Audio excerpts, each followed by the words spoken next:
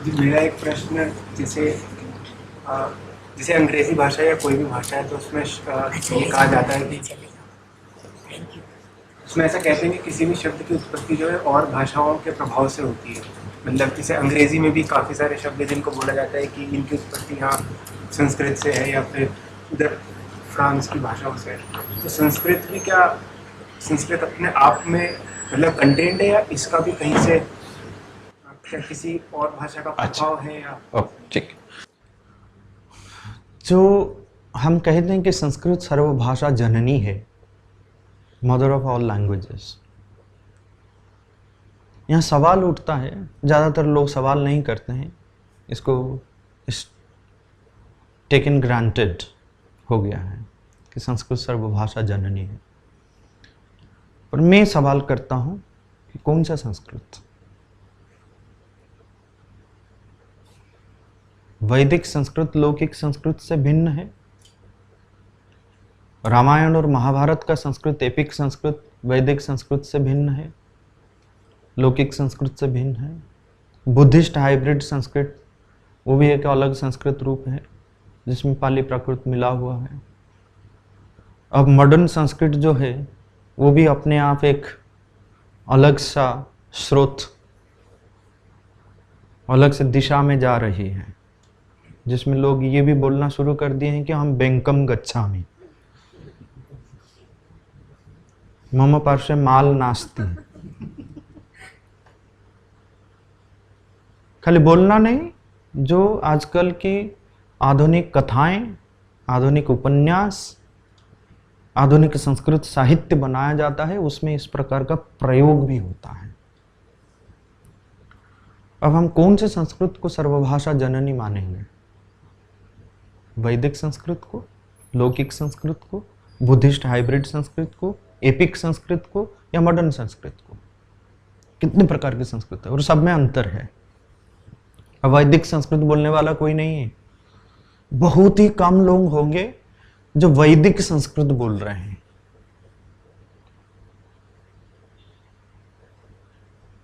शुद्ध क्लासिकल संस्कृत बोलने वाले हैं बहुत लोग, लेकिन आमतौर पर जो जिनको लिस्ट में लिखा जाता है कि संस्कृत बोलने वाले हैं इतने लोग, वो कौन से संस्कृत बोल रहे हैं? क्लासिकल, एपिक या वैदिक? वो अपने मॉडर्न संस्कृत बोलते हैं। जो भाषा एकदम सुपरफिशियल, जो भाषा हमको हमारे साथ नहीं जोड़ पाती है, जो कॉन्शियस नहीं है, तो भाषा एक सुपरफिशियल लैंग्वेज है। तो वो सुपरफिशियलिटी संस्कृत में भी आ गई है। वैदिक संस्कृत या लौकिक संस्कृत या एपिक संस्कृत, तीनों को ले लीजिए, यही प्रारूप है संस्कृत का, जो मूलभूत रूप है। भाषा विज्ञानियों का मानना यह है कि एक मूल भाषा थी जिस भाषा से सारी भाषाओं की उत्पत्ति हुई है। वो कोई गलत हाइपोथेसिस नहीं है। श्री अरविंद ने अपनी जो भाषा विज्ञान के बारे में अपने विचार रखते हुए, उन्होंने भी यही कहा कि जो मूल भाषा है वह लुप्त है। जो भाषा सर्वभाषा जननी है सही अर्थ में। फिर संस्कृत, और जो संस्कृत हम कहते हैं कि बहुत समय हम ये करते हैं कि संस्कृत ही द फर्स्ट लैंग्वेज, संस्कृत से पुरानी भाषा और कोई भाषा नहीं है। ये भी गलत है। सारे धरती पे बहुत सारे प्राचीन भाषाएं हैं। Tamil is also as old as Sanskrit, बहुत पुरानी भाषा है। ग्रीक, लैटिन बहुत पुरानी भाषा है, as old as Sanskrit and Tamil. Chinese बहुत पुरानी भाषा है। लिथुआनियन बहुत पुरानी भाषा है। हिब्रू पुरानी भाषा है। These are all cognate languages, sister languages. They coexisted with each other. एक साथ बोली जाने वाली भाषा है। लेकिन दूसरी भाषाओं का रिकॉर्ड नहीं है संस्कृत का रिकॉर्ड है। और वैदिक संस्कृत जो है is extremely close to the source language, क्योंकि प्रिमिटिव लैंग्वेज का जो स्वभाव है, जो प्रवृत्ति है, वो वैदिक संस्कृत में बहुत अच्छी तरह से प्रिजर्व करके रखा गया है। धातुओं का जो स्वरूप है, शब्दों का जो बनने का जो स्वरूप है, जो ओरिजिनल फ्लेवर है, स्पिरिट है, जो प्रिमिटिव स्ट्रक्चर है, which is not found to the extent what is found in Sanskrit. जिस हद तक संस्कृत में ये सारे गुण हैं, अन्य प्राचीन भाषाओं में भी यह गुण अभी नहीं है। इसमें संस्कृत का महत्व है। वो जो भाषा है श्री अरविंद की दृष्टि से, वो श्री अरविंद की भाषा में वह जो भाषा जो लुप्त है, जिस भाषा को सत्य युग में परफेक्ट किया गया था, वह भाषा देव भाषा है। Shri Arvind has used this word Dev Bhasha, was created in सत्य युग। वह भाषा मूल भाषा है, उसमें अनेक धातुएं, अनेक धातु। अब पाणिनि के हिसाब से कितने धातु है? 2000 के आसपास है। लेकिन मूल भाषा जो थी देव भाषा, मूल भाषा में 33,000 से भी ज्यादा धातु। मैंने एक किताब लिखा है, Sanskrit and the origin and development of Sanskrit. उस किताब में मैंने दिखाया, ये 33,000 धातुओं के बारे में मैंने बताया। If we know how the धातुज are created, on what principle, जो 2000 धातु लुप्त हो होकर पाणिनि के समय में था, तो वो 2000 धातुओं को पाणिनि ने संकलन किया। लेकिन वो 2000 धातु संस्कृत के सर्वस्व नहीं है। कई सारे धातु है, पाणिनि ने खुद भी, जैसे अनेक सूत्र धातु है, सूत्र में दिया हुआ है। अनेक धातुओं के बारे में पता नहीं है उसको, जैसे कि पश एक धातु है, आपको पाणिनि के धातु पाठ में नहीं मिलेगा। पश धातु जो पश्यति जिससे आता है, तो पाणिनि के हिसाब से पश्यति जो है वो द्रुश धातु का रूप है। श्री अरविंद के हिसाब से पश्यति पश धातु से ही आया है, क्योंकि वो धातु लुप्त है। तो दोनों को मिला के पश्यति और दृश्यति, कुछ रूप पश्यति का उपलब्ध था, कुछ रूप दृश्य का उपलब्ध था। दोनों को मिला के फिर सूत्र बना के उन्होंने दिखाया कि पश का दृश्य रूप हो जाता है या दृश्य का पश्य रूप हो जाता है। लेकिन पश एक धातु जो मूल भाषा में थी। पश का मतलब क्या है? पशु शब्द भी पश से आया है, पाश शब्द भी पशु से आया है। पशु क्यों कहा जाता है? पशु को पाश क्यों कहा जाता है? पाश का मतलब समझते हो ना, रस्सी, जिससे नूज, जैसे कि यम पाश कहते हैं।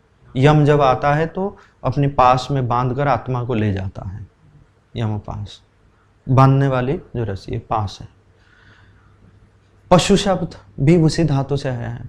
पश्यति का मतलब है देखना। देखना कैसे होता है? जब विजन फिक्स होता है तब देखना होता है। तो पश का मतलब है टू फिक्स, टू बाइंड। पशु जो हमारी, हम सब पशु है, एनिमल्स है ना, मैन एनिमल है, तो मैन भी एनिमल है। क्यों है? मैन की भी, मनुष्य की भी एक चेतना, एक स्तर की चेतना है जिसमें वो बंधा हुआ रहता है। उसकी वो पाशविक चेतना है, जैसे हमारे इंस्टिंक्ट है, इम्पल्स है, वो सब पाशविक चेतना का काम है। पशु जो है पूरा इंस्टिंक्ट पर काम करता है, इम्पल्स पर काम करता है, तो उसका पाशविक चेतना है, क्योंकि वो बंधा हुआ है। पाश का मतलब है जिससे हम बांध के रखते हैं।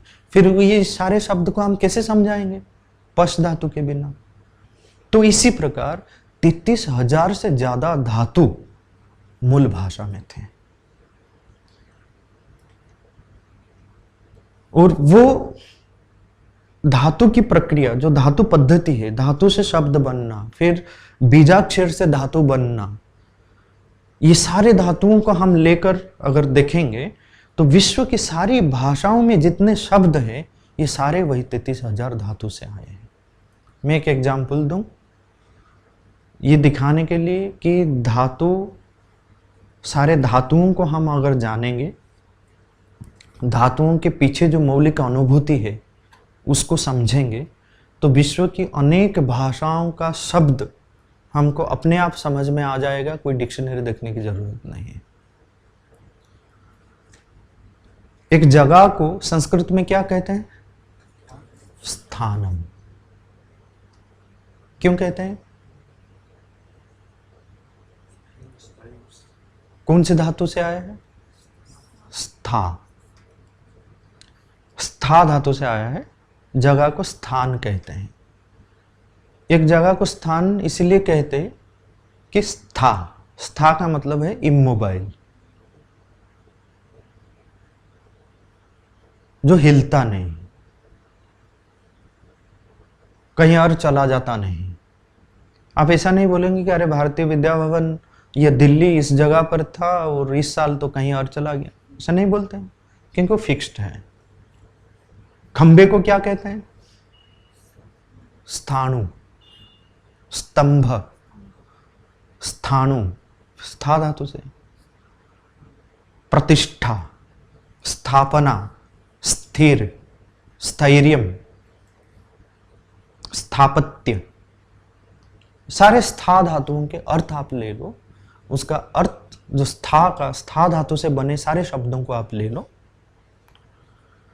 उसका अर्थ को, जितने भी अर्थ हैं उन अर्थों का गहरा अध्ययन करो। देखो कि स्था धातु का जो मौलिक अनुभूतियां हैं तो रिमेन इमोबाइल, अचल, अटल। जो अचल है, अटल है, वो स्ट्रांग भी है। बोलता ना, he is so strong that I can't move it. इसको कोई हिला नहीं सकता है। The idea of strength comes to root stha from the original meaning of immobility. जो स्ट्रांग है, जो अटल है, वो हठी भी है, ऑब्स्टिनेट है। he says that he is so obstinate that he can't be moved. उसको कौन समझाएगा? वो अपनी जिद में अटल है, हठी है। The idea of obstinacy again comes to roots था। अब ये देखो, जो रिसर्च हमने किया, एक सिंपल रिसर्च है। अंग्रेजी में जितने भी शब्द है, जिस शब्द का प्रारंभ एसटी से हो रहा है, या बीच में एसटी है, या अंत में एसटी है, ये सारे शब्दों का अर्थ यही स्था धातु से है। Station, still, steel, past. Past में मतलब जो एक जगह फिक्स्ड हो गया है। हाँ, वास्ट, उसमें भी exist, establishment, obstinacy, stagnant, stop, student. Student वो है जो मतलब स्थिर रहकर जो आगे बढ़ता है, स्थिरता के साथ। स्टूडेंट। फास्ट, फास्ट का मतलब फर्स्ट सोर्स ये होता है कि बहुत सारे शब्दों का हमें, जैसे स्टार्ट है, स्टार्ट जो है एक इमोबिलिटी की स्थिति से, वहां से शुरुआत होता है। फास्ट भी जब हम कहते हैं कि उसके पूर्ववर्ती जो स्थिति है वो एक इमोबाइल स्टेट से हम फट से जाते हैं, तो फास्ट होता है। एक्सेप्शंस भी होंगे, पर उसको समझा जा सकता है, समझा जा सकता है। काफी सारे stone, strong, Stuart, stud, step, stun, astonishment, उसमें भी मतलब हम, तो इस प्रकार जितने सारे शब्दों को आप लो, अगर मूल धातु और उनके अनुभूतियों के बारे में हमको पता है तो बहुत सारे ऐसे शब्द हैं, और इसको साउंड सिमिलरिटी के आधार पर ज़्यादातर आप देखेंगे फेसबुक पर, इधर उधर बहुत सारे सोशल मीडिया के प्लेटफॉर्म पर आप देखोगे अंग्रेजी के ये शब्द संस्कृत से आई हुई है। इसको साउंड सिमिलरिटी पर, अब जब बनाते हुए ही लोग नए नए शब्द उस साउंड सिमिलरिटी पर बनाते हैं, फादर, पितर, मदर, मातर, ये साउंड सिमिलरिटी पर, तो शब्दों को देखना ये गलत तरीका है। मूल धातु क्या है, धातुओं के आधार पर देखना है। मॉडर्न फिलोलॉजी तो कंपैरेटिव फिलोलॉजी ने तो इसी के आधार पर ही इंडिया को बांट दिया ना। देखा कि देखो जितने लैंग्वेज में फादर, पितर, मातर, वो साउंड सिमिलरिटी पर जितने शब्द आते हैं वो एक ग्रुप में है। तमिल में अप्पा कहता है, फादर को अप्पा कहते हैं क्योंकि उसके साथ कोई सिमिलरिटी नहीं है, वो अलग है। पर उन लोगों ने ये नहीं सोचा कि अप्पा शब्द का धातु क्या है।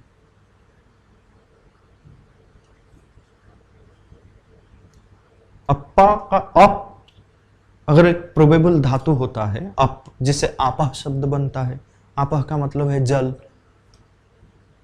Which is the source of creation, उसमें जनरेटिव पावर है। अप्पा का मतलब है जो जनरेट करता है, प्रोड्यूस करता है। तमिल ने अगर अप्पा शब्द को रखा है, संस्कृत ने अपत्यम शब्द को रखा है। अपत्यम शब्द को किस धातु से लेंगे? अपत्य, अप धातु से। तो मूल धातुओं को पकड़कर हम भाषाओं का अध्ययन करेंगे। और मैं आपको बता दूं, आप अगर उसके बारे में ज़्यादा जानना चाहेंगे कि कौन से लैंग्वेज में क्या शब्द इस्तेमाल होता है, आप नोट कर लो एक वेबसाइट sanskritdictionary.com, sanskritdictionary.com, वो पंडिचेरी से ही बनाया हुआ है। उस डिक्शनरी में आप अगर जानना चाहेंगे कि जैसे टाइगर को संस्कृत में क्या कहते हैं, फिर आप वहाँ पे दो है, एक है सर्च ऑप्शन, एक है सर्च अक्रॉस द लैंग्वेजेस। तो आप अगर सर्च अक्रॉस द लैंग्वेजेस वो ऑप्शन आप क्लिक करोगे तो राइट साइड में आपको संस्कृत में सारे जो पर्यायवाची शब्द है टाइगर के लिए वो दिखाएगा, और लेफ्ट साइड में 103 भाषाओं में टाइगर को क्या कहते हैं वो दिखाएगा। आप कंपेयर कर सकते हो। मतलब गूगल ने जितने भाषाओं पर काम किया है अभी तक, 103 भाषाओं में टाइगर को क्या कहते हैं, लेफ्ट साइड में, राइट साइड में संस्कृत में सारे पर्यायवाची शब्दों को। आप रूट सर्च भी कर सकते हो, वर्ड फ्रीक्वेंसी के बारे में भी जान सकते हो। बहुत ही अच्छी तरह से बना हुआ ये sanskritdictionary.com है। तो इस प्रकार हम अगर मूल धातुओं के बारे में जानें और मूल धातुओं के पीछे जो अनुभूतियां हैं उसके विषय में जानें, और उसी के आधार पर हम बहुत सारी भाषाओं का अध्ययन कर सकते हैं आसानी से। और संस्कृत का अध्ययन भी बहुत आसानी से हो सकता है। लेकिन संस्कृत का जब हम अध्ययन करते हैं उसको एक नॉट एज अनदर लैंग्वेज, पर उसको एक शक्ति मानकर उसकी अगर उपासना की जाए तो संस्कृत एकदम सरल बन जाएगी हमारे लिए। और उसमें भाषा को समझना और भाषागत जो विषय, भाषा के माध्यम से जिन जिन विषयों का उपस्थापन हुआ है उन विषयों को समझना आसान होएगा। इसे खाली बोल देने से, शास्त्र पढ़ देने से और थोड़ा बहुत उसका अनुवाद कर लेने से भाषा का जो प्रभाव है, हम कहते हैं ना कि संस्कृत से संस्कार आता है। कैसे आएगा संस्कार? खाली बोल देने से संस्कार आ जाएगा? पढ़ लेने से संस्कार आ जाएगा? सवाल यह है कि सारे संस्कृत बोलने वाले, पढ़ने वाले लोग संस्कारी हैं? आप लोग जो पढ़ते हो विश्वविद्यालय वगैरह में, आप लोगों को ज़्यादा मालूम होएगा कितने संस्कारी है लोग। बोलने मात्र से, पढ़ने मात्र से संस्कार नहीं आता है, उसको जीना पड़ेगा। हम नहीं जी रहे हैं, उसको शक्ति की तरह उपासना, उसकी उपासना नहीं कर रहे हैं।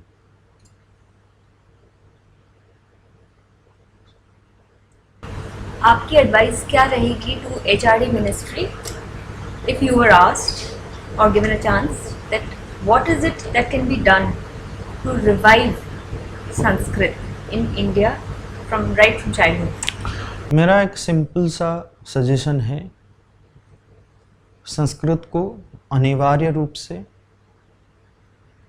एलकेजी से बच्चों को पढ़ाया जाए, उससे और पढ़ाया जाए एक अच्छे तरीके से, अच्छे तरीके से पढ़ाया जाए, न कि कुछ शब्द रूप, कुछ धातु रूप, कुछ व्याकरण का अंश, कुछ शब्दावली, ऐसे नहीं।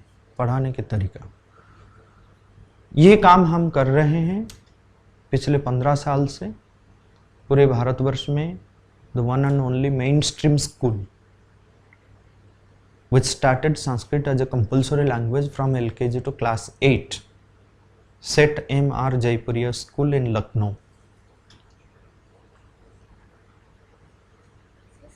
Set M.R. Jaipuria School in Lucknow. आप अगर उसके बारे में जानना चाहेंगे तो YouTube में जाके सर्च करो देवभाषा। वहाँ का करिकुलम जो हमने बनाया है उसका एक दो उदाहरण मैं देता हूं कि हम संस्कृत नहीं पढ़ाते हैं, सिर्फ संस्कृत नहीं पढ़ाते, संस्कृत को एक भाषा के रूप में सिर्फ नहीं पढ़ाया जाता है, संस्कृत को एक संस्कार की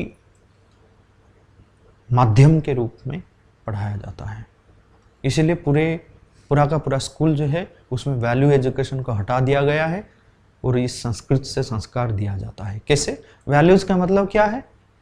वैल्यूज़ का मतलब हम समझते हैं जहाँ भी वैल्यू एजुकेशन पढ़ाया जाता है कि ये करो, ये मत करो, ये करना उचित है, वो करना उचित है, बड़ों का सम्मान करना, ये करना, उस समय उठना जागना, ये वैल्यूज़ है।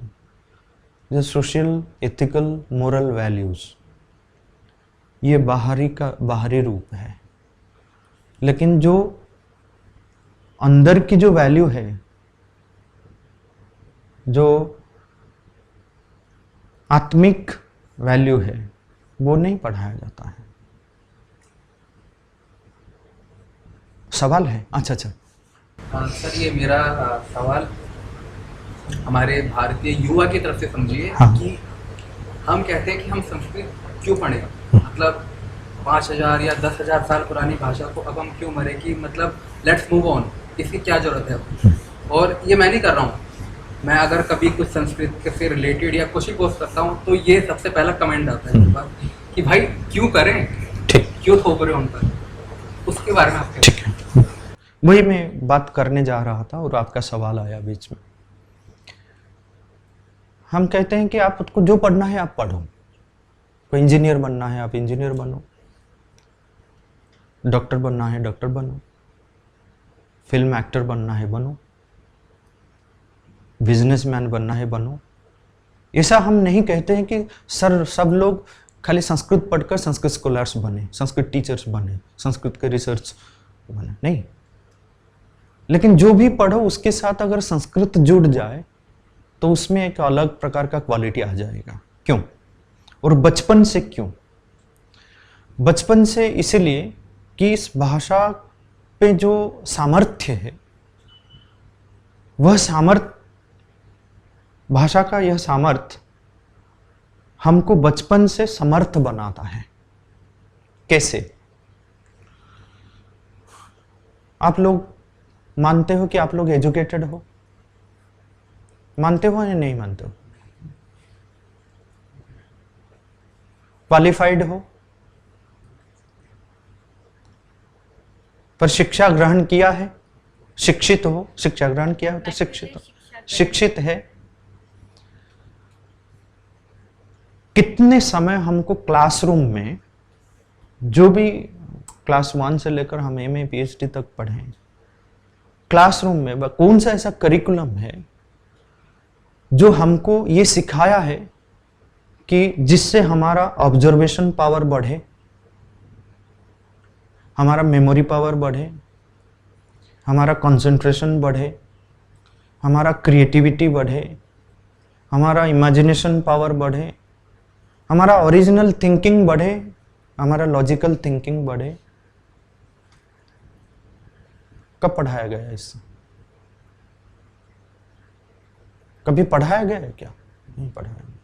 इसके लिए कुछ किया गया क्या? नहीं किया गया। क्या बताया गया? भाई ये कोर्स में है, इसको रटो, पढ़ो, एग्जाम लिखो, पास करो और जाओ।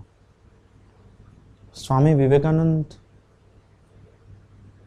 बोले कि मुझे अगर फिर से पढ़ना है तो मैं स्कूल नहीं जाऊंगा, किताब नहीं पढ़ूंगा। फॉर्मल एजुकेशन जो है मुझे नहीं चाहिए। फिर से अगर मुझे पढ़ना है तो मुझे एक काम करना पड़ेगा। क्या? I will develop my concentration power to the extent that with that power of concentration I can study facts at will. Concentration power अगर हमारे पास है, with that power of concentration we can become anything in the world, the best athlete, the best saint, best scientist, best doctor. और ये जो सारी चीज है, ये संस्कृत भाषा का सामर्थ्य है कि इस भाषा को अच्छी तरह से पढ़ने से, उसका उपयोग करने से हमको ये सारी फायदाएं मिल सकता है। कैसे? तब बोल देंगे खाली बोलने के लिए सब तो बोलते हैं कि हाँ ये हो सकता है संस्कृत में। कैसे होता है आप ये बताओ। ये तो बताने वाली बात है, बताने वाली भी बात नहीं, ये करने वाली बात है। और बताने के लिए मैं एक दो उदाहरण आपके सामने रखूंगा। सिर्फ वर्णमाला को ले लीजिए, संस्कृत के वर्णमाला। संस्कृत के वर्णमाला को अगर अच्छी तरह से बचपन से बच्चे लोगों को पढ़ाया जाए, उसका उपयोग किया जाए दैनंदिन जीवन में, उससे ये सारी चीजें आ सकती हैं। कैसे? एक तो है कि बचपन से हम वर्णमाला को, संस्कृत के वर्णमाला को अच्छी तरह से पढ़ाएं। जो एक लॉजिकल थिंकिंग है उसको जरूर एक ट्रिगर मिलता है।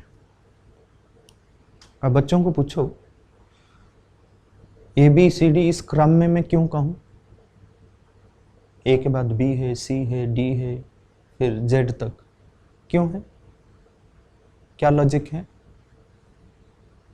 अब किसी को भी पूछ लो दुनिया में, कोई नहीं बता पाएगा उसको। सब लोग यही एक ही चीज बोलेंगे, तो कोई लॉजिक नहीं है, एब्सोल्युटली इलॉजिकल। अब आप संस्कृत पढ़ने वालों को किसी को भी पूछो कि क के बाद ख क्यों है, क ख ग घ के बाद च छ ज झ ञ क्यों है, फिर ट ठ ड ढ न, फिर त थ द ध न, फिर प फ ब भ म क्यों है? ऐसा क्यों नहीं कि अच्छा ठीक है हम मान लेते हैं कि क कंठ्य है और फिर प ओष्ठ्य है, क्यों प से क्यों नहीं शुरू करेंगे? ऐसे करके होते हैं ना। उसका साइंस फिर देखिए, ये पूरा का पूरा जो स्पीच प्रोडक्शन के जो साइंस है उसके आधार पर है। स्पीच साउंड्स कैसे बनते हैं? Which element gets translated into sound? वायु।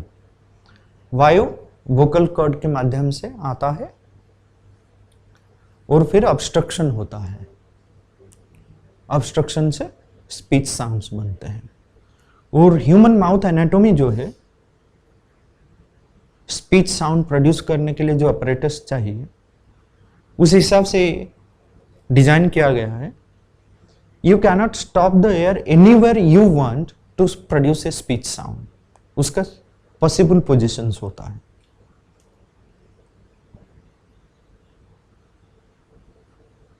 उदाहरण के माध्यम से आप समझ सकते हैं उसको।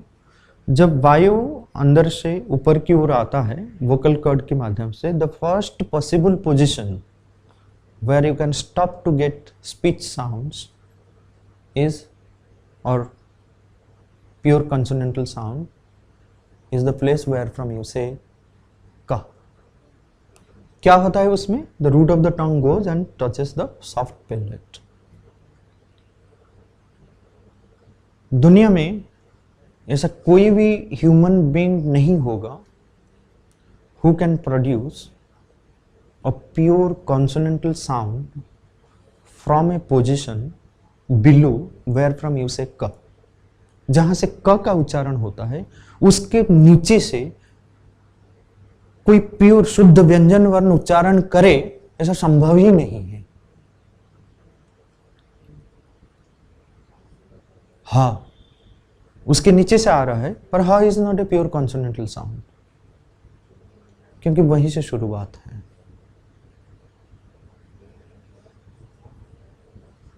फिर आप बोलो च छ ज झ ञ,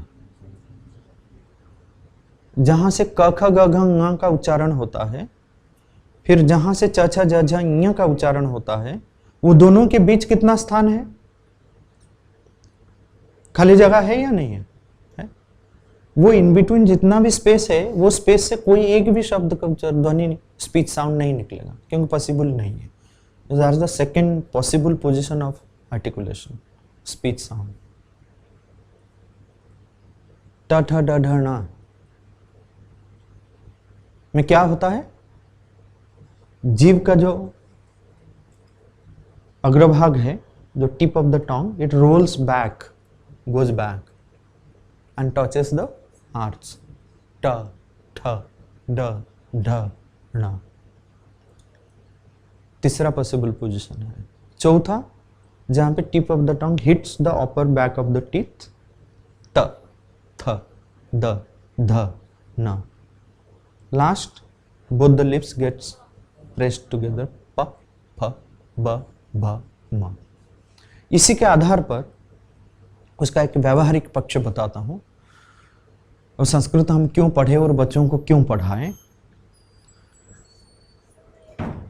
आजकल जो अंग्रेजी एजुकेशन दिया जाता है तमाम देशों में, ये अंग्रेजी एजुकेशन की वजह से, और घर में माँ बाप भी अंग्रेजी में बात करते हैं बच्चों के साथ, बच्चों को हिंदी या अपनी मातृभाषा बोलने नहीं दिया जाता है। तो उससे क्या होता है? क्योंकि this language doesn't have a complete system of speech sounds, तो बच्चे लोग क्या होता है कि बोल नहीं पाते हैं। जो जितना एक्टिवेशन होना चाहिए ऑर्गेनिज्म का, वो नहीं हो पाता है।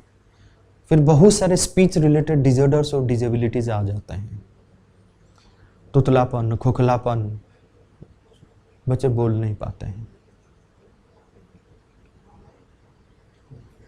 और ये तुतलापन, खोखलापन या कोई भी स्पीच रिलेटेड डिसऑर्डर्स और डिजेबिलिटीज जो है, इसको आप 100% संस्कृत वर्णमाला के आधार पर आप सही कर सकते हो। और बच्चे अगर शुरू से संस्कृत बोले शुद्ध रूप से, कोई स्पीच रिलेटेड डिसऑर्डर्स, डिजेबिलिटीज नहीं आने वाला है। ऑर्गेनिक है तो कुछ नहीं कर सकते, जन्म से है, कोई प्रॉब्लम वहां पे है तो कोई नहीं। इनऑर्गेनिक है तो उसका समाधान हम कर सकते हैं। अगर कोई बच्चा नहीं बोल पाता है ट ठ ड ढ ण, उसका सही उत्तर ये है कि बच्चा जीभ को ऊपर नहीं उठा पा रहा है। There is a nervous problem, the nerve has got weakened. तो उसको हम स्ट्रेंथन कर सकते हैं, उसका समाधान हमारे पास है। कई बच्चों को मैंने खुद ठीक किया। राजस्थान में एक लड़की मिली जो क ख ग घ ङ नहीं बोल पाती थी। उसको बोलो कोको कोला, वो बोलेगा तो तोला। बोलो कुरकुरे, तुरतुरे, उसका सारा क ग्रुप का साउंड त हो जाता था। फिर उसका अध्ययन करके उससे बहुत सारा शब्द निकाल के देखा कि वो क के साथ अगर त वर्ग का मिलावट हो, जैसे कि उत कला, वो बोल देती है। इंडिपेंडेंट क साउंड्स नहीं होता है। फिर हमने एक लिस्ट बनाया, क ग्रुप और त ग्रुप के साथ मिला के बहुत सारे शब्द बनाया, ताकि वो कॉन्शियस बने इस जगह के बारे में। फिर कई सारे एक्सरसाइजेस उसको दिए, और आज 3 साल बाद वो एकदम शुद्ध रूप से बोलती है। कोई डॉक्टर को पास जाना नहीं पड़ा। उस स्पीच पैथोलॉजी में संस्कृत वर्णमाला एक बहुत हेल्पफुल गाइड है, उसको फाइंड आउट करने के लिए क्या प्रॉब्लम है और उसको ठीक करने में भी। इसलिए हमने एक पांडिचेरी में, हमारी संस्था में एक हम क्लिनिक खोलने वाले हैं जहाँ पे इस प्रकार बच्चों को ठीक कराया जाएगा। और इसी के आधार पर बहुत सारे स्तोत्र मंत्र है। ऐसा नहीं है कि मांत्रिक प्रभाव की वजह से, उसकी जो सजावट है, जैसे कि आप शिवतांडव स्तोत्र ले लो, महिषासुरमर्दिनी स्तोत्र ले लो, नमक चमक ले लो, इसको अगर रटाया जाए तो बहुत सारे स्पीच रिलेटेड प्रॉब्लम्स दूर हो जाएगा। आपके घर में, परिवार में कोई अगर बच्चा का इस प्रकार का प्रॉब्लम है तो उसको रटा लो। और एक बात है, इस भाषा में जो छंद है, क्योंकि ये एक छंदोमयी वाणी है, इतनी छंदोमयी है कि संस्कृत में कोई बोले तो वो पोइट्री बन जाता है। लोग बात करते थे तो पोइट्री में बात करते थे। गद्यम कविनाम निकषम वदन्ति, गद्य में लिखना कठिन था, कोई लिख देता था तो उसको बहुत बड़ा विद्वान माना जाता था। पोइट्री उसका स्वभाव है, लोग बात करते थे पोइट्री में, इतनी छंदोमयी है वाणी। यहाँ पे हर एक शब्द को आप गा सकते हो, महाभारतम, रामायणम, किसी का भी नाम ले लो, उसको आप सुरताल में गा सकते हो। इतनी सुरताल वाली भाषा है। ये छंद जो है, छंद आप देखो, आपको अगर एक लिस्ट पकड़ा दिया जाए जिसमें 25 शब्द है, बोलेंगे कि अच्छा 1 से लेकर 25 तक जितने शब्द है उसको बोलो, कितना समय लगेगा आपको? अब रट रट के या कुछ सोच सच के अपना मतलब टेक्निक के साथ 1-1.5 घंटे में आप कुछ बता पाएंगे। पर उसी को अगर एक गाने में सजाया दिया जाए और वो गाना बहुत अच्छा सुरताल में है तो उसको 5-10 मिनट में आप याद रख लोगे, है ना? नहीं, क्योंकि जो ड्यूरेबिलिटी है वो छंद में ज्यादा है। और छंद क्या है? छंद सिर्फ पोइट्री में नहीं है। आप किसी को भी पूछे छंद क्या है, बोलेंगे अरे शार्दुल विक्रीडित छंद है, छंद भुजंग प्रयात छंद है और अनुष्टुप छंद है, उपेंद्र वज्रा छंद है। ये छंद तो सारा पोइट्री में मिलेगा आपको, ठीक है, ये भी छंद है। पर हमारी जो अनुभूति है उसके आधार पर हम बोलते हैं कि छंद वैश्विक है, वैश्व है, यूनिवर्सल है। ऐसी कोई भी जगह नहीं है जहाँ पे छंद नहीं है। यहाँ पे हाथ रख के देख लो, छंद का अनुभव होगा अपने हार्ट बीट में, अपने पल्स में, अपने सांसों में। कभी एक पत्ता गिरता है तो अपने छंद से ही गिरता है। समुद्र के लहरों को देखो, सनसनी हवा में देखो,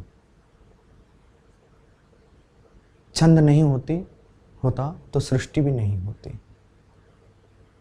प्रकृति में पेड़ पौधे पत्ते को देख लो, उसका स्ट्रक्चर देखो। कभी देखा है एक पत्ते का आर्किटेक्चर कैसा है, एक फूल का आर्किटेक्चर कैसा है, कैसे बना हुआ है? इतनी सिमेट्री है। सुंदरता कब आती है? जहाँ पे सिमेट्री है, जहाँ पे हार्मोनी है। Beauty and harmony can not be separated from each other.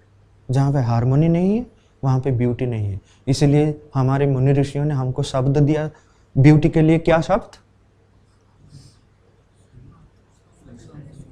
नहीं, सुषमा, सुसमा, सुपर्बली इक्वल। तो छंद प्रकृति में देखो चिंटियां कैसे जाते हैं। हाथी के चाल में छंद है, सांप के चाल में छंद है। और पूरा का पूरा नेचर स्टडी मैं छंद के आधार पर बच्चों को पढ़ाता हूँ। बच्चों को नेचर के बारे में मैं बताता हूँ।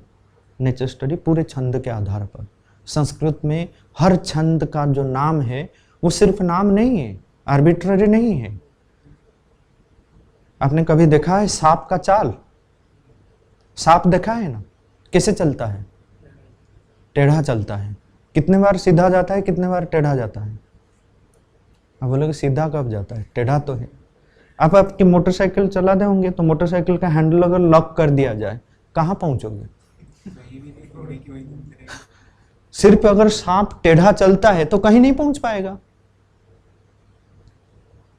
कहीं पहुंचने के लिए कहीं ना कहीं उसको सीधा होना पड़ेगा। सिर्फ टेढ़ा नहीं चलता है सांप। और सर्प विशेषज्ञ लोग जो होते हैं उनको पूछ लो या एनिमल प्लैनेट में स्नेक एपिसोड देख लो, जब स्लो मूवमेंट में दिखाते हैं सांप एक बार सीधा जाता है, 2 बार टेढ़ा जाता है।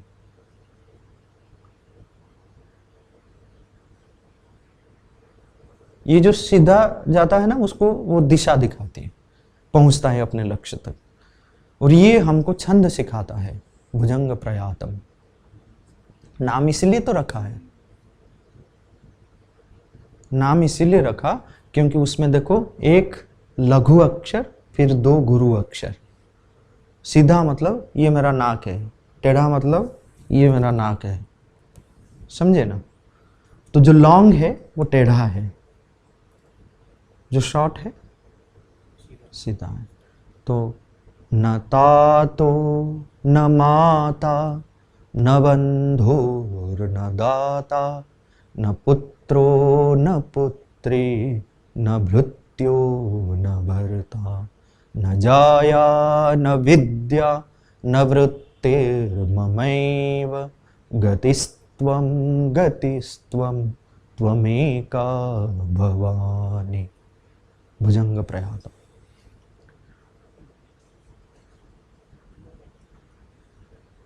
शार्दूल विक्रीडितम, बाघ का खेल। क्यों नाम रखा है? कई लोगों को मैंने सुना फेसबुक में जो छंद के बारे में बताते हैं, बड़े नामी नामी प्रोफेसर्स बोलते हैं कि नहीं, जो सिंह का जो शेर का जो चाल चलन है उसके लिए उसको शार्दूल विक्रीडित कहा जाता है। कैसे? लॉजिक नहीं दिखा पाता है। आप सुनकर खुश होते हैं कि बस शेर का चाल उसमें है। शेर का चाल क्या है? बाघ, जो शार्दूल का मतलब 2 होता है, सिंह भी होता है बाघ भी होता है। शार्दूल विक्रीडितम इसीलिए रखा गया है।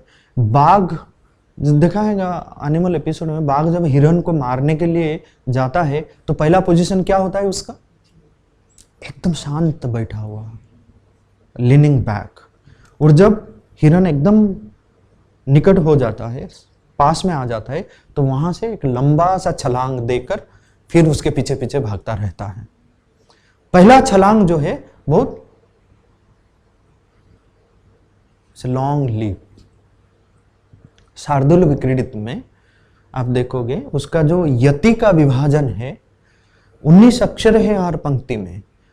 पहला यति स्थान 12वां अक्षर पर है, बाघ की लंबा सा छलांग जैसा। कस्तूरी तिलकम ललाट पटले,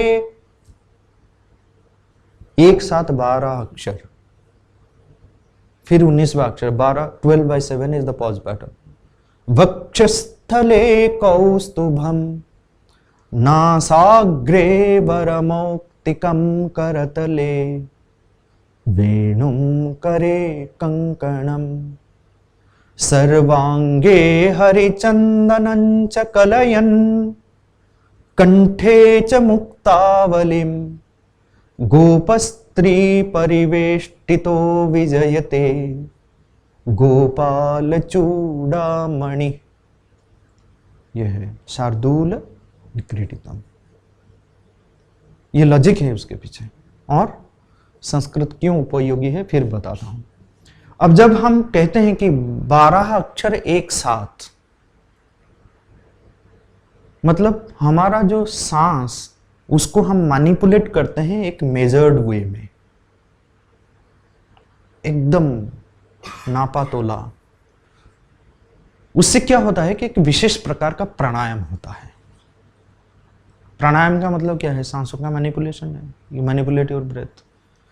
और हर प्रकार का जो छंद है, छंद को गाने से एक एक विशेष प्रकार का प्राणायाम होता है, जिसे हीलिंग अपने आप होता है। कवि मयूर ने सूर्य शतक पढ़कर अपनी कुष्ठ रोग से, लेप्रोसी से मुक्त हुआ था। किस छंद में लिखा था? सरगधरा। ये सुंदरराज जो अभी बहुत बड़े कवि हैं, 20 साल पहले उनको भी एक बीमारी हुई थी, उन्होंने भी सरगधरा छंद में हनुमत पंचाशत लिखकर अभी स्वस्थ हुए हैं। तो सारे डॉक्टर मना कर दिए थे कि नहीं हो पाएगा ठीक, कभी you can die at any moment of your life. अभी वो अपना काव्य पाठ कर रहे हैं। एस सुंदर राज देववाणी परिषद जो प्रोफेसर रमाकांत शुक्ल जी की संस्था है, तो वहाँ से पब्लिश्ड है वो वही हनुमत किताब, हनुमत 50। वो भूमिका आप पढ़ लो, उसमें ये लिखा है। स्रगधरा छंद पर हमने विशेष एक एक्सपेरिमेंट भी किया लेचर एंटीना के साथ, जहाँ पे स्रगधरा में लिखित कोई भी श्लोक का उच्चारण होता है, 1-1.5 घंटे तक आप उच्चारण करो, वो प्लेस अगर वहाँ पे कोई भी नेगेटिव एनर्जी नहीं रहता, तो वो लेचर एंटीना क्या होता है, पूरा 1 घंटे के बाद एकदम ऐसे रहता है, कोई भी नेगेटिव एनर्जी रहने नहीं देता है स्रगधरा छंद अपने आसपास में। बाहर की क्लाइमेट मतलब एटमॉस्फेयर पर अगर इतना प्रभाव है, तो अंदर कितना प्रभावी हो सकता है स्रगधरा छंद, क्योंकि उसमें जो यति विभाजन है 7-7-7, उसमें जो विशेष प्रकार का प्राणायाम होता है, उससे हीलिंग हो जाती है अपनी। और एक एक्सपेरिमेंट है, संस्कृत क्यों पढ़ाया जाए बच्चों को। कोई भी बच्चा, आप कोई भी एक्सपेरिमेंट कर सकते हो, और मैंने तो कितने बच्चों के साथ एक्सपेरिमेंट किया, जिस भाषा का मेमोरी पावर नहीं है, कम है, अटेंशन डेफिशिएंसी है, कंसंट्रेशन नहीं है, फोकस नहीं है, 10, 20, 15 श्लोक उसको दे दो, हर छंद में लिखा हुआ 15-20 श्लोक, उसको अर्थ समझाने की कोई ज़रूरत नहीं, सुर ताल में उसको गाओ, और रेगुलरली सुबह शाम 20 श्लोक, और वो बच्चा गए। 3 महीने के बाद आप मुझे लिखो कि मैंने किया और ये नहीं हुआ, तो फिर मैं बोलना बंद कर दूंगा, कभी नहीं बोलूँगा। बच्चों का स्मरण शक्ति, मन को केंद्रित करना, फोकस करना, अटेंशन लेवल पर, ऑब्जर्वेशन लेवल पर सब लाने में इस भाषा का बहुत साइंटिफिक कंट्रीब्यूशन है। जो बच्चे संस्कृत पढ़ते हैं, इसलिए देखो जो गुरुकुल के बच्चे होते हैं संस्कृत पढ़ते हैं, उनकी मेमोरी पावर देखो, उनकी कंसंट्रेशन देखो, उनकी धैर्य शक्ति देखो, उनके वाणी में स्पष्टता को देखो। संस्कृत यही सब कराता है, हमको अंदर से बनाता है। तब हम जो भी, हम डॉक्टर बन सकते हैं, इंजीनियर बन सकते हैं, कुछ कोई प्रॉब्लम नहीं, हम कुछ भी बन सकते हैं, बड़े बिजनेसमैन भी बन सकते हैं, नरेंद्र मोदी बन सकते हैं, कुछ भी बन सकते हैं, लेकिन संस्कृत हमको अंदर से बनाता है। ये उसका व्यवहारिक पक्ष है, और इसको हम अच्छी तरह से, अच्छी तरीके से अगर पढ़ाएंगे बच्चों को, ये सारी चीज़ों को अचीव करने के लिए observation, imagination, concentration, memory, original thinking, logical thinking, reasoning power, ये सब को बढ़ावा हम दे सकते हैं संस्कृत को एक तरीके से, अच्छी तरीके से पढ़ा। यही काम हम करते हैं। और लखनऊ के स्कूल में आप जाओ, बच्चे लोगों को देखो, दे ब्राइट, उनके कॉन्फिडेंस लेवल देखो, और जहाँ भी जाते हैं पूरे उत्तर प्रदेश में फर्स्ट प्राइज लेके आते हैं। गीता की प्रतियोगिता हो, ये हो, वो हो, कहीं भी, तो जयपुरिया स्कूल के बच्चे आए हैं, मतलब चलो फर्स्ट प्राइज तो गया। जो इस्कॉन में काफ़ी संस्कृत को भी डिस्टॉर्टेड फॉर्म में दिखाते हैं, तो उसको कैसे डिस्टॉर्ट तो नहीं करना चाहिए, एक शुद्धता होनी चाहिए। जैसे कुछ वर्ड्स हैं वो, जैसे अब वो कृष्ण होता है, कृष्णा होता है, कृष्ण होता है, मतलब वो बहुत ही नहीं, उसको शुद्धता के साथ करे तो उसका, जैसे कि आपका नाम क्या है, आपका नाम गौरांग, मैं अगर कुछ और डिस्टॉर्ट करके बोलूँ, आप रेस्पॉन्ड करोगे क्या? बोलते हैं डिस्टॉर्ट। नहीं, आप रेस्पॉन्ड करोगे क्या? अच्छी तरह से पहले तो समझ में नहीं आएगा कि किसको बुला रहे हैं, मुझे या और किसी को। फिर जब बताएंगे नहीं नहीं नहीं भाई आपको ही बुला रहे हैं, तो तब जाके आप रेस्पॉन्ड करते हो। तो इसके पीछे जो शक्ति है, ये एक बात है। दूसरी बात है कि जैसे हमारे इसमें कहा गया है कि धीरो वदति विष्णवे मूर्खो वदति विष्णाय उभयोस्तु समम फलम भावग्राही जनार्दन। अगर भाव सही है, पर वो भाव को सही रखना भी अपने आप में एक साधना है ना। तो जब तक हमारा भाव, भक्ति शुद्ध रूप में प्रतिष्ठित ना होए, कम से कम भाषा में वह शुद्धता, वह स्पष्टता आए, तो उसके जरिए हमारी भक्ति में भी शुद्धता आ सकती है। ये जो भाषा है, वो व्यक्ति में मैं मानता हूँ ज्ञान देगी, सब कुछ दे सकती है, मगर उस व्यक्ति के अंदर जो भावना है, जो संस्कार है, वो कैसे बनते वही संस्कार के मतलब क्या है? संस्कार के मतलब जैसे मैंने समझाया, संस्कार का मतलब नहीं है कि सोशल मोरल वैल्यूज जो हमको अंदर से स्ट्रांग बनाता है, हमारे जैसे कि अंदर की कंसंट्रेशन पावर है या मेमोरी है या हमको हमारे आत्मा के साथ हमारा पहचान कराता है, तो वह असल संस्कार है। तो ये संस्कृत भाषा के माध्यम से अच्छी तरह से होता है। जैसे कि मुझे अगर हर एक शब्द के पीछे जो लॉजिक है और उस ज्ञान के साथ हम शब्दों का इस्तेमाल करें, इसीलिए तो पतंजलि ने कहा कि एक शब्द सम्यक ज्ञात सुप्रयुक्त स्वर्ग लोके च कामदुख भवति। चाहे एक ही शब्द जानो, उसका कई प्रकार का व्याख्यान हो सकता है, लेकिन एक शब्द से भी किसी को मुक्ति मिल सकती है। अच्छी तरह से उसे जाने और उसका प्रयोग करें सचेतन रूप से। तो भाषा इतने लॉजिकल साइंटिफिक लैंग्वेज है और उसको कॉन्शियसली यूज करना है, नॉट सुपरफिशियल। सुपरफिशियल यूज से कुछ नहीं होता है। तो ऐसे हर कोई तो बोलता है भाषा को, हर कोई बोलता है, लेकिन कॉन्शियसली सजग रहकर उस भाषा का उपयोग किया जाए तो संस्कृत बहुत कुछ हमको देगा। अगर जितने भी योग के टीचर्स हैं, और चाहे वो मेडिटेशन की तरह सिखा रहे हैं, चाहे उसको वो फिजिकल एक्सरसाइज की तरह सिखा रहे हैं, अगर उसमें संस्कृत को इनकॉर्पोरेट कर दिया जाए तो वो तो पूरा हाँ, होना ही है, क्योंकि योग जो है संस्कृत के बिना अधूरा है। संस्कृत जो है योग के बिना अधूरा है। संस्कृत बोलना भी एक योग है, और योग जो सिखा रहे हैं वो अगर संस्कृत को नहीं सिखा रहे हैं तो वो आधा ही सिखा रहे हैं। योग और संस्कृत को अलग नहीं किया जा सकता, दोनों एक साथ जाना है। संस्कृत के वर्णन में बोलता हूँ ना आपको, एक दो उदाहरण, जस्ट 8 बज गया, ठीक है, 2 उदाहरण दूंगा। आप में अगर फोकस नहीं है, कंसंट्रेशन नहीं है, माइंड एकदम डिस्टर्ब्ड रहता है, कंसंट्रेट नहीं कर पाते हैं। विसर्ग, विसर्ग का उच्चारण कैसे करते हैं? रामः, सीता, अगर ये करा जाए कि हरि ही, नहीं, ये गलत है।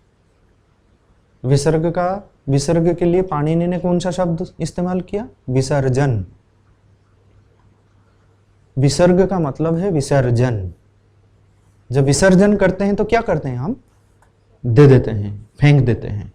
तो सांसों का फेंकना, आह, तो ये एक वेरी रिलैक्सिंग साउंड है। आप बोलते हैं ना, ओह आज तो होया, हो चलो, आह आह ई ऊह, वो सारे स्वरवर्णों के साथ विसर्ग लगाकर उसका अभ्यास आप हर दिन करो, फिर 3 महीने के अंदर आपका जो कंसंट्रेशन लेवल है वो बढ़ जाएगा। और प्राणायाम में भी वही बताते हैं कि जिसका कंसंट्रेशन नहीं है उसको बाह्य कुंभक कराओ। बाह्य कुंभक मतलब सांसें बाहर लाकर आना, और विसर्ग से स्वाभाविक रूप से बाह्य कुंभक होता है। ठीक है। उरस्य, उरस्य का मतलब है हकार जो है वो कंठ है। हकार के साथ जब हम ण, न, म, य, र, ल, व इसको जोड़ देते हैं तो वो कंठ नहीं रहता है, वो उरस्य बन जाता है, उसके नीचे चला जाता है। जैसे कि ण, न, म, य, र, ल, व। यकीन मानो 20-25 बार बोल दो, ये 7 शब्द पसीना निकल आएगा। और इसको सही तरह से बोलने से आपका स्वाभाविक रूप से कपालभाति होती है। कपालभाति क्रिया य, न, म, र, ल, व। बच्चों को कैसे सिखाए? ये अभ्यास नहीं कराते हैं हम। सेट ऑफ वर्ड्स, आह्लाद, प्रहलाद, आह्वान, ब्राह्मण, ब्राह्मण। तो बच्चे लोग इन शब्दों को बोलते बोलते बोलते बोलते जो बेनिफिट्स मिलता है इस शब्द को, ये उरस्य शब्द से आपके कपालभाति से जो जो बेनिफिट्स आपको मिलता है, अगर कपालभाति को आप साइंस मानते हो और उसका लाभ है, तो ये उरस्य से वह स्वाभाविक रूप से होता है। वो जो स्वाभाविक रूप से किया जाता है उसे ज्यादा फल मिलता है। जबरदस्ती आर्टिफिशियली आर्बिट्रेरीली किए जाने वाले में कम फल मिलता है। ऐसे बहुत सारे तत्व है संस्कृत का जो आपको अंदर से स्ट्रंग बनाएगा। उरस्य का अभ्यास करो, विसर्ग का अभ्यास करो, अनुस्वार का अभ्यास करो, अम, इम, उम सारे स्वर वर्णों के साथ भ्रमरी प्राणायाम का जितना फल है आपको सब मिलेगा। ये साइंस है उसका, ये व्यवहारिक पक्ष है। सर एक बार माहेश्वर बोल के दिखा। कौन सा? सर सारा बोल के दिखाइए। अयोन रुक ए ओम आई ओच हयवरट लन यमंगणनम झभाएं घड़धस जबगड़दस खफ छठत चटतव कपय शशर हल। ये जो यमंगणनम है इस पर काफी एक्सपेरिमेंट किया मैंने। यमंगणनम कौन से साउंड है संस्कृत का? यमंगणनम पांचवा वाला। क्वालिटी क्या है? अनुनासिक। अनुनासिक का मतलब है सांस साइमल्टेनियसली नाक और मुख दोनों से निकलता है।